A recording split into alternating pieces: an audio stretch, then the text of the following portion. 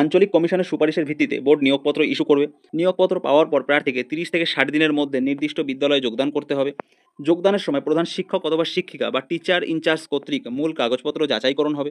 যদি কোনো প্রার্থী মিথ্যা তথ্য প্রদান করেন বা জাল নথি জমা দেন অথবা যদি কমিশন কর্তৃক কোনো ভুল হয় তাহলে সুপারিশ বাতিল হয়ে যাবে এবং নিয়োগ বাতিল বলে গণ্য হবে। তোমরা ফর্ম ফিল আপ করার সময় ভালোভাবে দেখে ফর্ম ফিল আপ করবে, যাতে কোনো ডিটেলস বা কোনো ডেটা যেন ভুল না হয়। যখন ফর্ম ফিল আপ শুরু হবে তখন ইউটিউবে ফর্ম ফিল আপের অনেক ভিডিও তোমরা পেয়ে যাবে, সেই ভিডিওগুলো ভালোভাবে দেখবে। আর সাবমিট করবার আগে যখন প্রিভিউ ফর্ম আসবে সেই প্রিভিউ ফর্মটাও আগে ভালোভাবে দেখে নেবে, কোথাও ভুল আছে কিনা। যদি ভুল থাকে তাহলে সেই ভুলটা সংশোধন করে নেবে। যদি কোনো ভুল থাকে পরবর্তী সময় কিন্তু অনেক সমস্যা হয়। মেজর কোনো যদি ভুল থেকে যায় সেক্ষেত্রে ডকুমেন্ট ভেরিফিকেশনের সময় অ্যাফিডেভিট করতে হয়, অনেক দৌড়াদৌড়ি করতে হয়। সেই প্রবলেমগুলোতে যাতে পড়তে না হয় সেই জন্য ফর্ম ফিল আপের সময় ভালোভাবে দেখে শুনে ফর্মটা ফিল আপ করে নেবে। পুরুষ প্রার্থীদের কোনো বালিকা বিদ্যালয় নিয়োগের জন্য সুপারিশ করা হবে না।